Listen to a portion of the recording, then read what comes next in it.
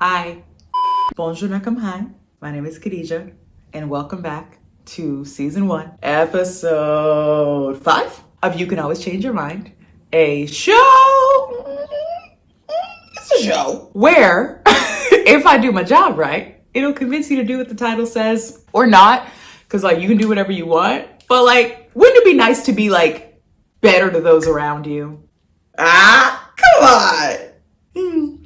I didn't have a fancy intro cold open for y'all this week because we just know that I'm in my sexologist era, my wannabe sexologist era, okay? And I have been doing a lot of thinking since this video, and before that, but since that one, about sexual liberation, the sex positive movement, all of that stuff. I feel like all of the blank positive movements are getting re-examined, but anyway. So today we're gonna talk about maybe the possible declining or criticizing, re-examining of that particular brand of feminism, aka sex positive feminism. We're going to talk about the reasons why, especially it became more of a popular thing in the 2010s, why we needed something like that, and why certain elements are still good to keep up. Then we're going to talk about how when something swings too far one way, it's only a matter of time before it swings the other way. Bill Nye told me that's just inertia, so we took it a little too far. Some of the issues with that, because there are issues with that. There are issues with extremes. We all know this. I'm going to talk about my own personal, at first, loving and being down for, and then eventual like gripes with sex positive feminism. And then talk about the menses. You know, we're just going to have a really great, hopefully, gendered conversation about sexual liberation. So let's give a shout out to today's sponsor, Surfshark, and then let's get back into it. Thank you to Surfshark for sponsoring today's video. So, Surfshark is a VPN or virtual private network that I've been working with for over a year now. Hey, Surfshark, thanks y'all. All you gotta do is pop it up into your Google Chrome browser and let it take it from there. Benefits of Surfshark include, but are not limited to, changing your IP address. Privacy is important, especially these days. With that change of IP address, not only do you have that extra bit of privacy and security, you also get to change your location so you can pretend to be somewhere for extra security and privacy. But for those of you that are just like, I don't care, I'm not doing anything, let them see my information, and just want to change your area to watch TV shows in different countries, I see you, you're welcome, yes, and Surfshark's good for that too. It helps a lot of times for me, especially when I'm trying to do research and looking up different TV shows or movies and don't have access to them, because Canada's pretty good for stuff, but there's a lot of stuff we don't have access to. So getting to watch movies or TV shows from a huge list of countries is nice. And they have a camouflage mode, so if you don't want people knowing you're using Surfshark, you could just do that too. So if you want to support Surfshark, because they've been supporting me for over a year now, come on y'all, look at the material. Click the link in my description, enter promo code MBOWE, that's MBOWE, to get 83% off and an extra 3 months for free. Thank you again to Surfshark for sponsoring this video and so many of my other videos, and let's get back into it. So, to make sure we're all on the same page, let's first define sex positive feminism in the most general sense of the word. These are broad strokes, y'all. Sex positive feminism, also known as pro-sex feminism, sex radical feminism, or sexually liberal feminism, is a feminist movement centering on the idea that sexual freedom is an essential component of women's freedom. Sex positive feminism gives attention and acknowledges the importance of women's right to explore their bodies, and considers that sexual violence does not have to prevent the vindication of female desire. So on paper, none of that sounds bad, right? It's like, cool, okay, if you are a woman and you enjoy sex or want to have sex, you should be allowed to have that freedom of desire. There shouldn't be all of this, I was gonna say hoopla, girl. The girl should be allowed to explore the bodies, their desires, have fun in a way that men have been able to. And I'm putting that in quotes because patriarchy has a very distinct sort of view of how sex should be seen. So there are a few that kind of tentacle off of that, but it's pretty standard. That standard is that a woman's body is an object, a thing to be conquested, taken over, used, just orifices to be dealt with. just orifices there for the pleasure of a man. And so, yes, on paper, it makes sense that people would say, hey, we need to re-examine this because I'm a human too, and I'm not here just to be used by somebody else. But since we're humans, a practice on paper that seems simple enough as, hey, stop treating women like objects, let them have their sexual desire, freedom, exploration, all of that. Again, broad strokes. Something like that on paper is a lot more difficult to apply to people, especially not without there being extremes. So before I get to the extremes and all of that kind of stuff, the gripes and all of that, I wanted to talk about the need and the reason why sex positive feminism, particularly the kind that emerged out of the 2010s, was not only important, but why it came about and why we don't need to throw the baby out with the bathwater. First things first, rest in peace, Uncle Phil. I'm sorry, but actually. So first things first, along with violence and fear, shaming is a very utilized tool when it comes to subjugating large groups of people. And when we're talking about sex specifically, that shame, violence, and fear has always been baked into the way we treat women's sexual liberation. And I just think about the fact that there's this fear of a woman's body because that's the only thing, that's the only weakness, the Achilles heel of a man is a woman. Adam and Eve from the very beginning. Eve did all the things and now mankind suffered. So a woman is always just a problem. You have, as an example, the way a lot of Black women's bodies were treated during not only chattel slavery, but we'll say that just to make the understanding. You have examples of someone like Sarah Baartman, who was the Hottentot Venus, whose body was put on display for white Europeans and was put on display because of the size of her butt, even other parts of her after she died. And that's to speak to this weird fear and fascination of the Black body, the Black woman's body particularly. You have that violence and fear being used during slavery to, again, further subjugate this group of people, but especially the women in this group of people. You have being used as a tool, and it's not just a chattel slavery tool. This is a colonial tool. When I was doing research about men and violence and how they do represent victims of violent crime in most categories except sexual violence, that is where women overwhelmingly represent. And we don't know, because self-reporting is also a thing, so fair enough, but there's something to be said about the fact that something like can be used as a torture device and is still used as a torture device in many parts of the world. Doing research for this video, finding out that in England, marital wasn't illegal until 1991. A lot of you were born in 1991. And for those of you that don't know, marital is when you're married, it's not considered if your husband does it because you're married. And that was legal in the States, I think, until the 70s. And I think it's still legal in countries like India. But living in and being brought into a world with all of that in the back burner, right? And then you have stuff like the early 2000s in pop culture. And I'm going to talk about the 70s and stuff a bit later in this video. That's why I skipped that. That's why I skipped it. But a lot of times right now, we talk about how terribly we treated women in the 2000s. I'm thinking of the video vixens. I'm thinking of the pop culture girlies that were just ridiculed and slut shamed always. I was rewatching Laguna Beach for some reason, and just the amount of times the girls were calling each other sluts and whores, and like, there was a lot of shaming. There we go. A lot of shaming in that time period.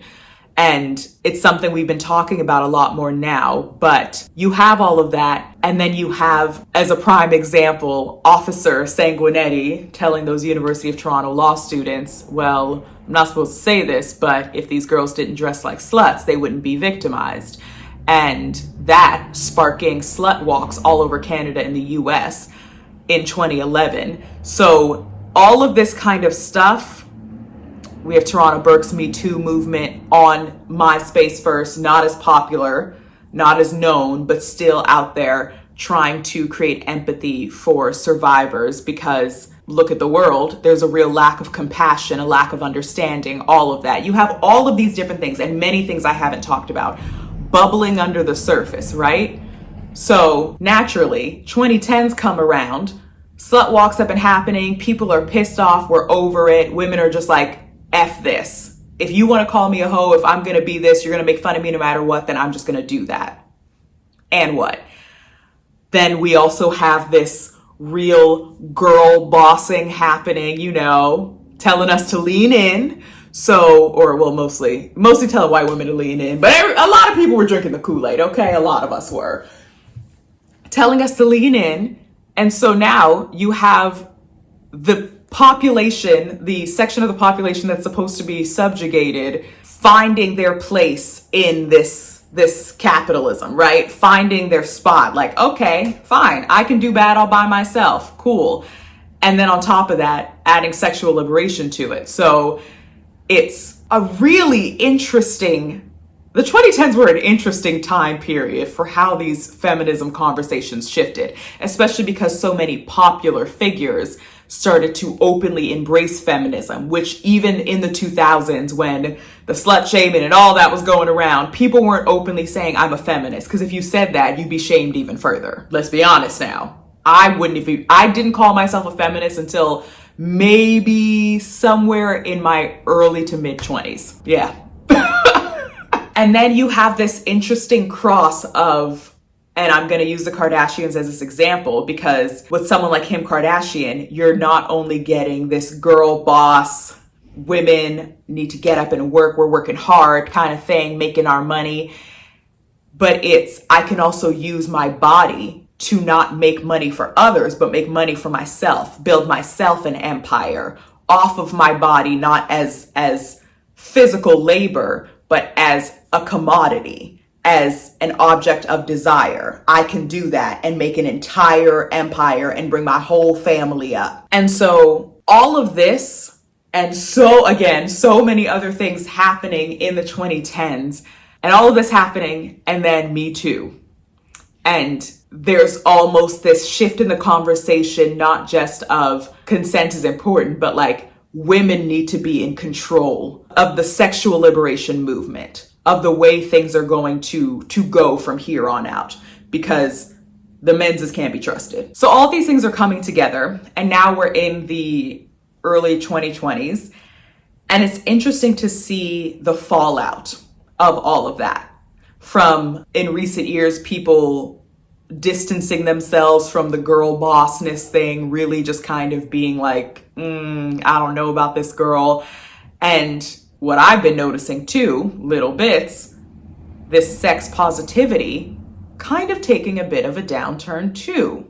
Not major, I'm not claiming a major one, but a bit of a downturn. So you have all of these things coming together, and it's interesting to see the fallout now of all of that in the early 2020s. Firstly, we have seen I don't think this is just my algorithm, but we've seen a slow decline of this girl boss, whatever it is. All of it, people are like, I'm good. Thank you very much. I think that's just come with a natural progression of people's fatigue of capitalism, just wanting to divest as best they can, all of that. So it makes sense because this girl boss stuff was a byproduct and just a real nice feminist spin, a pink washing of feminism, you know? Side note, I'm not against the girl bosses. I'm against the selfish girl bosses, because you could be a girl boss and give back to the people around you in your community. I believe that to an extent. Girl boss, it's already been tainted. Never mind, Khadija. We'll come up with something else, y'all. Anyway. Community girl boss. But it's interesting to see not just the fallout and rejection of that, but how that's carried on into the sex positive movement, because I think people are slowly starting to realize that even if on paper it's a good idea, and the way maybe feminists that have read a lot about it and have a deep understanding see it has been bastardized in the mainstream, totally fair. But I think a lot of people, myself included, are noticing that it's not giving what they said it was gonna give, and I'm not doing this anymore, okay? Firstly, the class of it all. A lot of the women that are online peddling this sex positivity are women that have a certain financial incentive and a certain financial level, right? Like they're just on a certain level where if they are out and about, chances are. So, pour exemple, I love Beyonce down, right? I'm a Beyonce apologist. She's my billionaire anti-capitalist queen. I'm a Beyonce. Leave me alone. I know. Okay, I know. When Bell Hooks called her a terrorist, I was like, girl, I hadn't read Bell Hooks like that at that time, so I was like, I don't know if I want to read this author. No, Beyonce's not a terrorist. She's getting freaky. She's letting the girls get freaky and talking about feminism. We can do both and be a girl boss. Hey. But thinking back on it, I wouldn't have used the word terrorist, but I understand more now what Hooks meant as best I can. In the comments, y'all can correct me if you think I'm interpreting this incorrectly, but my interpretation now is more so she was seeing what a lot of us couldn't see at the time and are seeing now, which is the women that are peddling this brand of feminism that are like the Beyoncés, or even maybe not as wealthy as Beyonce, maybe just like the Megan Thee Stallions. They can afford still to have security. They can afford to live in a gated area. They're not walking down the street with their keys between their fingers for fear that somebody's gonna try it because they're wearing pum-pum shorts because it's 48 degrees outside. Fair Celsius. That's not a real thing. It is a real thing, but we'd all be dead. So let's just say 40. They also have ascended to a level where, yes, people are going to see them showing their body, doing all of this, but there's oddly enough more respect because it seems like it's a purpose. It's like, oh, well, they're a pop star, you know, that's their job, to be a little bit scandalous, a little whatever. Everyday gals walking down the street, you're doing that. Or if you're coded as an everyday gal walking down the street, you don't have the same privileges. And I'm specifically talking about those two Black women because for me, that's my direct parallel. You know, like I have similar body shapes to them. I understand that for me, it's just an easier comparison for me to draw. If there are other celebs that y'all feel, I mean, obviously Kim Kardashian is one of them. There are plenty of other celebrities out there that have used their sex appeal, their body to be able to get away with stuff. And because of the money that they have, they're allowed to. And I will still say, someone like Beyonce, someone like Megan Thee Stallion, not just because they're Black women, but because of their body shapes, because of the way Black women's bodies have been a site of fascination and simultaneous fear historically, and then just fetishizy a bit more presently. I think there is still, of course, a conversation to be had with the different way that their bodies are treated and the way that they choose to practice in this sex positive feminism is treated. I understand that. I'm just, again, saying it because it's the closest comparison I have for my body shape and all of that. I guess Julia Fox is maybe another example you could use because these low-rise jeans, like, she is... her whole mound. I could see the pubic mound.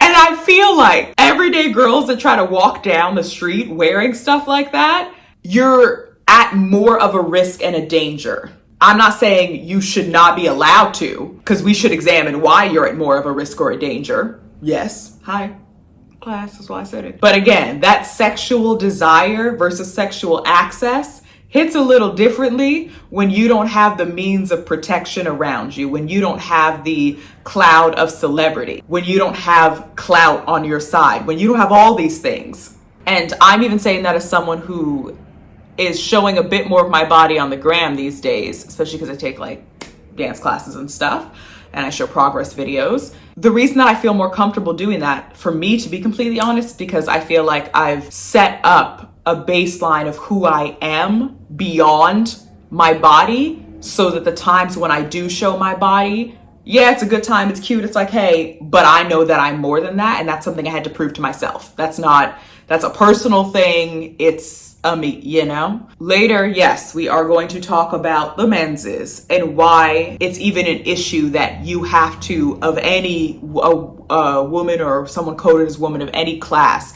has to worry about how they dress and all of this stuff. Now, in saying all of that, I am in no way trying to say we don't need to still be looking at the men's sideways. Like, so why is it an issue that if I'm wearing pum pum shorts because it's hot outside, that I gotta have keys between my fingers, and that y'all have more respect for Beyonce than you would for a regular person walking down the street? You know, like, listen. But that's not what this particular video is about just yet. We'll talk about it a bit at the end, but for now, we're talking about why it's falling out of fashion. And another reason I think that sex positive feminism is losing a bit of steam, and a few of the articles that I read were talking about particularly Gen Z kind of moving away from it, is because of this hookup culture part of it too. When you are only using somebody for their bodies, or you're thinking, okay, sex, we're just gonna like, let's F everybody else, get money, I catch flights, not feelings. That was a thing y'all loved saying in the mid 2010s. That was like the catchphrase for it.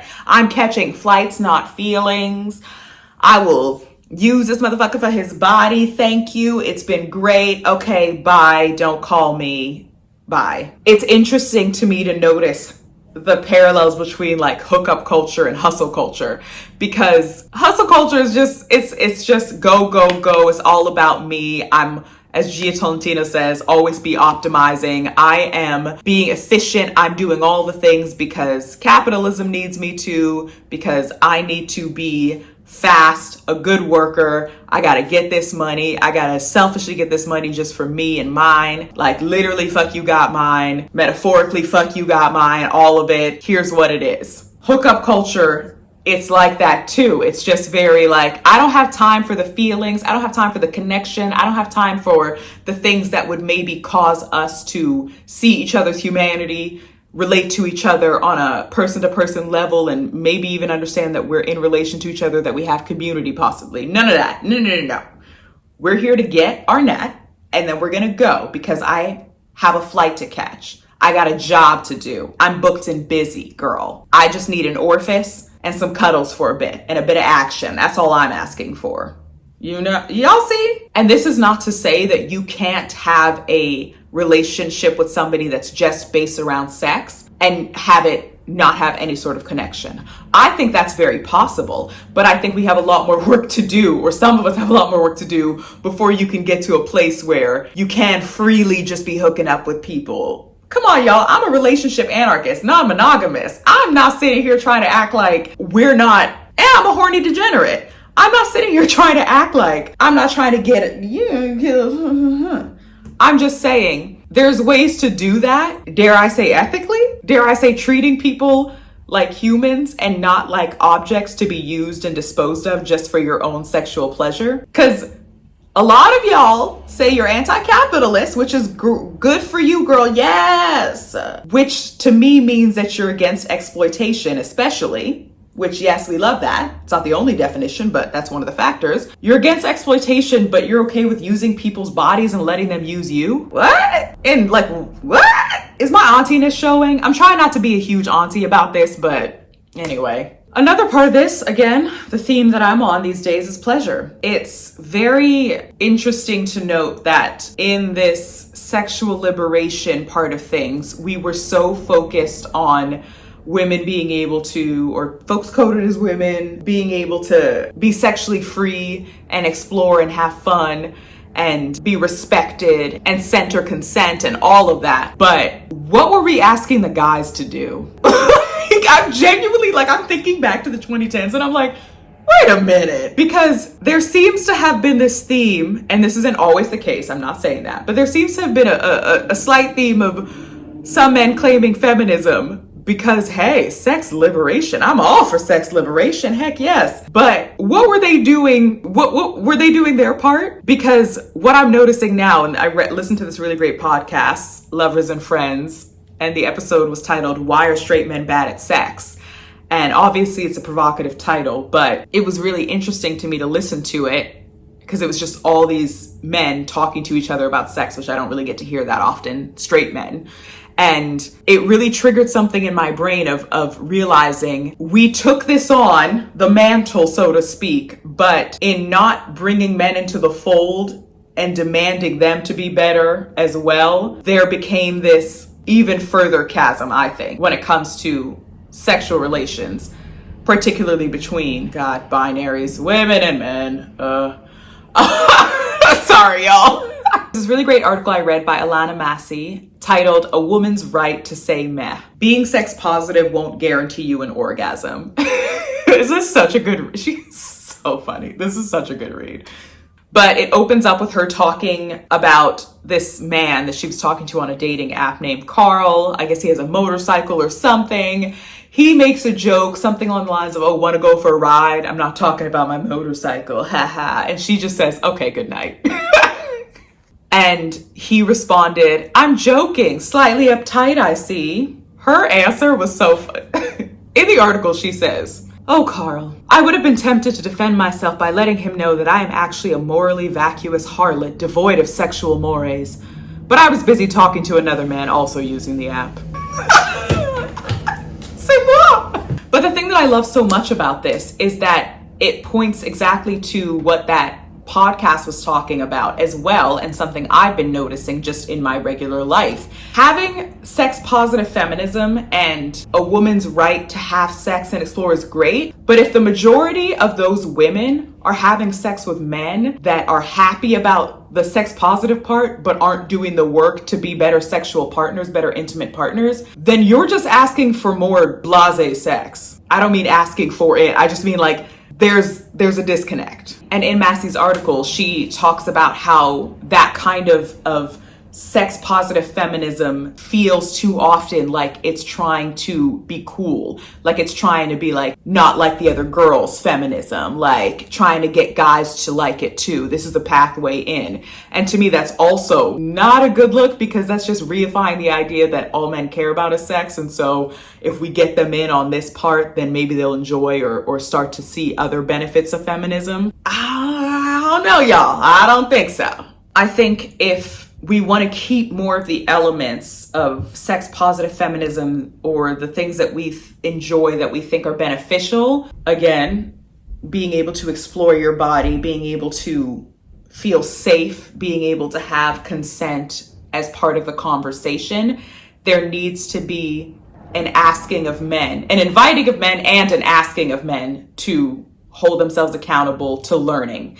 If the conversation hasn't changed that much with men, in terms of a lot of them still not knowing that the clitoris is actually this whole thing, like it's not just there, it's like the whole, if there is a real lack of education around female anatomy and orgasms, let's say, then yeah, sex positivity is great, but honestly, it might just only be great for lesbians.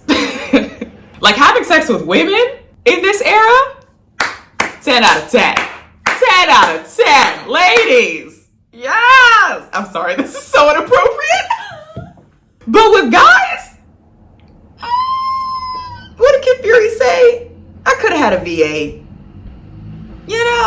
Now this isn't the first time this conversation has been a thing, aka us going from a prudish society to a more sexually open and free one, to then prudish again, and blah, blah, blah.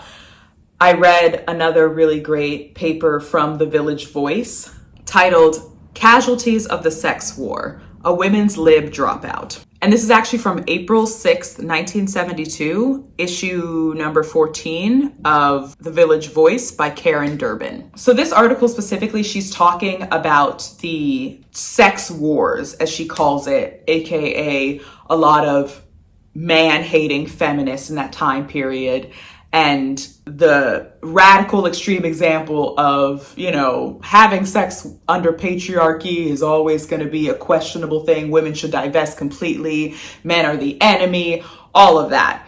And she's talking about how it would have turned a lot of other women off from the feminist movement. But then she starts talking about and how this type of feminism, this sex wars type, almost was turning these radical feminists into the very men they were calling enemies.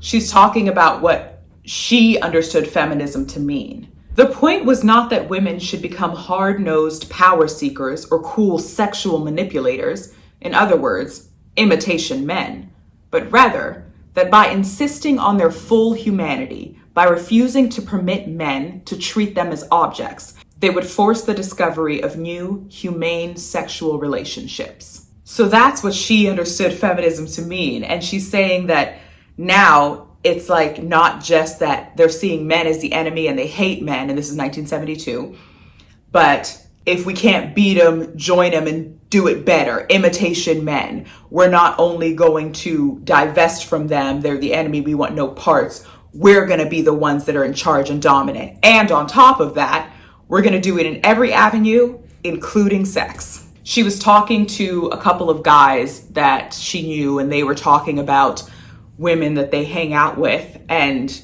just how great it is. They're like, oh, these women don't want anything from me. We just have sex and then we part ways and it's fantastic. And she was kind of trying to understand what that dynamic is like. And one example that she uses is this gentleman's lover, Jane.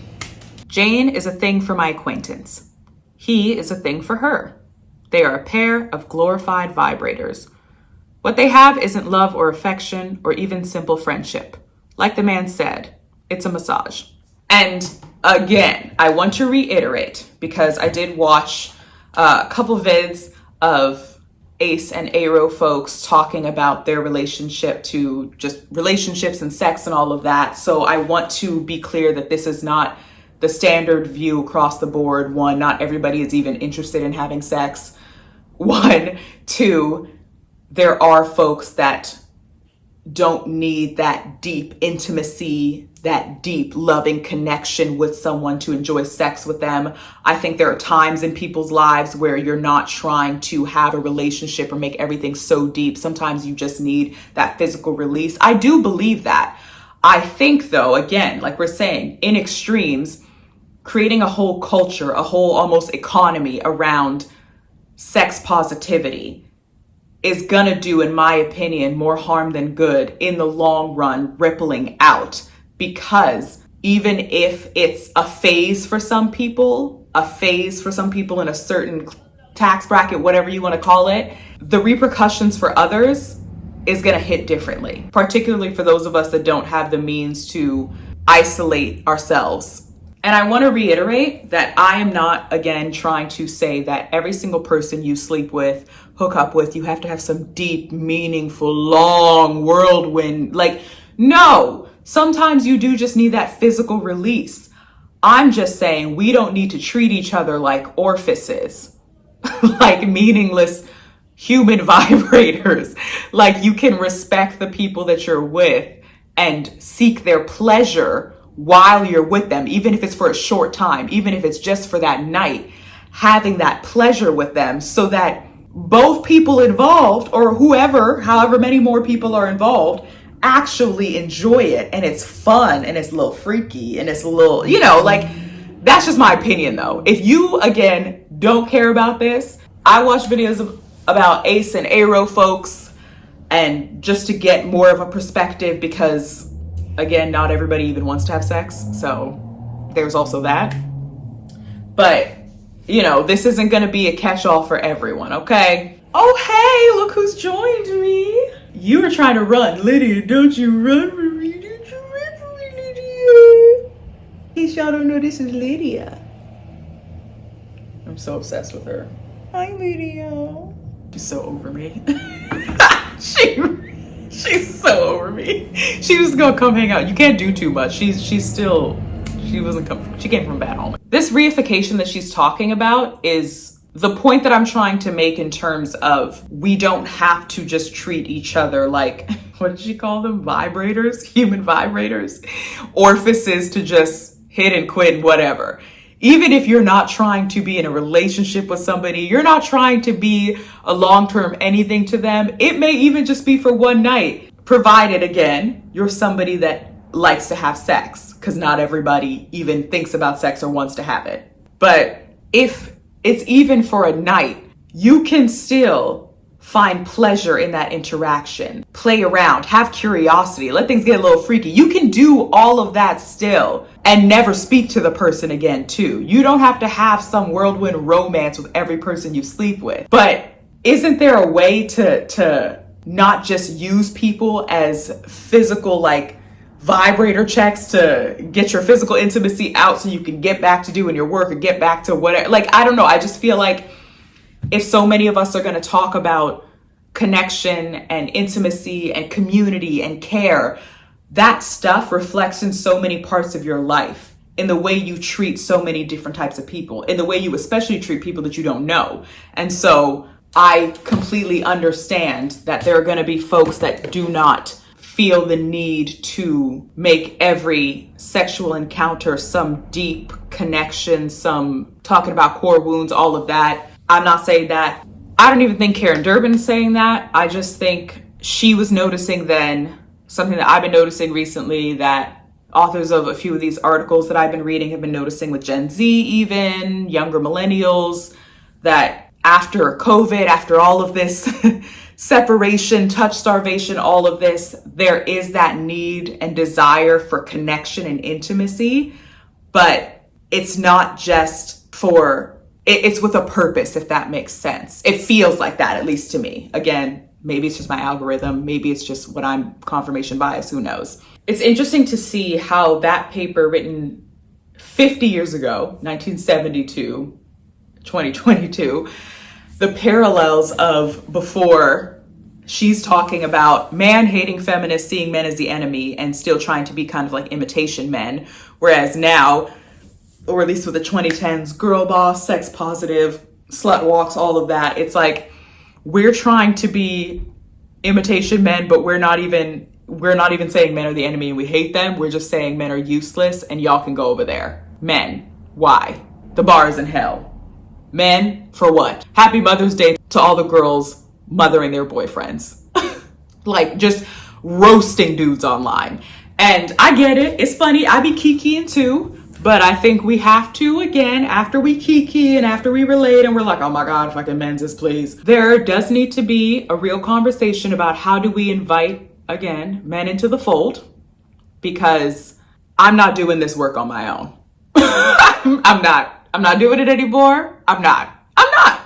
I want men to hold themselves accountable. I want men to think not just about consent in terms of, okay, well, women are in control, so you just tell me what I'm allowed to do. No, you're an active participant here, okay? So I'm gonna need you to do some reading. I'm gonna need you to do some Googles.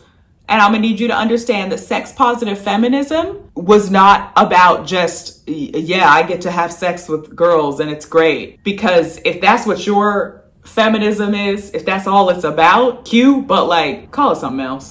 Just call it something else. Be honest with yourself, just call it something else. There's no reason to use men are hopeless, blah, blah, blah, blah, blah, as an excuse to not ask them to be better. There's no reason for it. It's exhausting, I get it, but I think a lot more of us need to be honest about, and again, this is something Hook says, speaking the truth of our lack and loss when it comes to relationships with men, when it comes to connecting with them, all of that, and the inability that we've had, the inability they've had, because of psychological patriarchy. And, you know, people's personal traumas and all of that.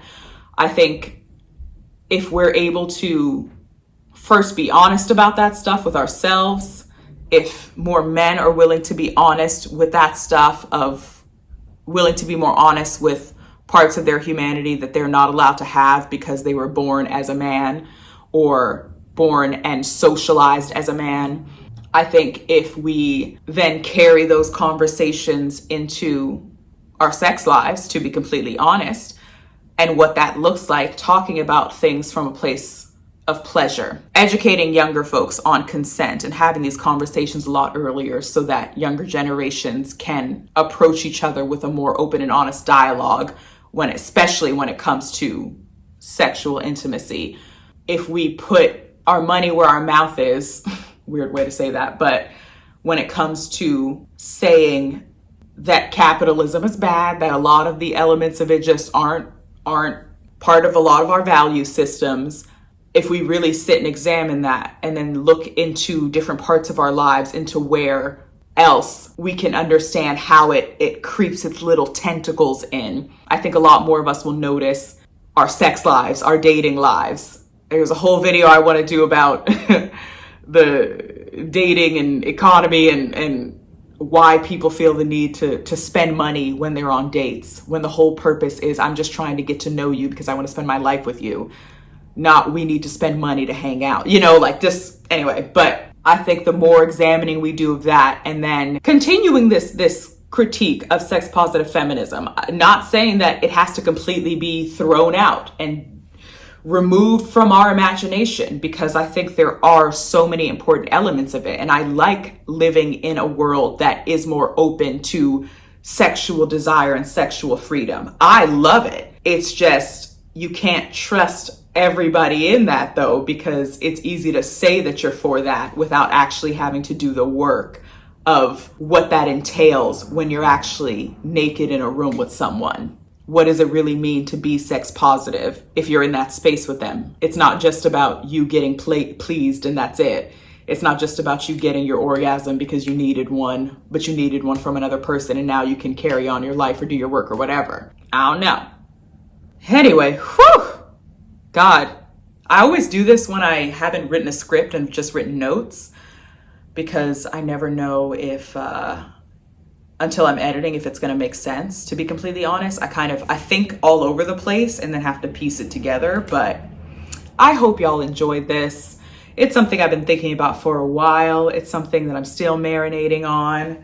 Got my lovely books here that I've been reading, Right to Sex and Pleasure Activism, and those have been really eye-opening and just, really interesting. So I don't know, what are your thoughts? Do you think sex positive feminism is this kind of teetering out? If you're a part of a younger generation, I don't know, in your early 30s, maybe in your 20s, have you noticed a decline, or am I just tripping? What are you looking forward to this week? Let's try that. All right, I'm gonna go because I gotta edit all of this stuff, but be sure to feed your plants. Water your plants, as the pin says. Where's the pin? Where's the pin? Be sure to feed your plants, to water your plants. And remember that you can always change your mind, because you can. And I will see y'all. Oh wait, remember that you can always change your mind, because you can. And I'll see y'all in the next one. Bye. Don't mind me that we all, well, maybe not we all, just orifices. Dearly beloved. First of all, we are gathered here today to honor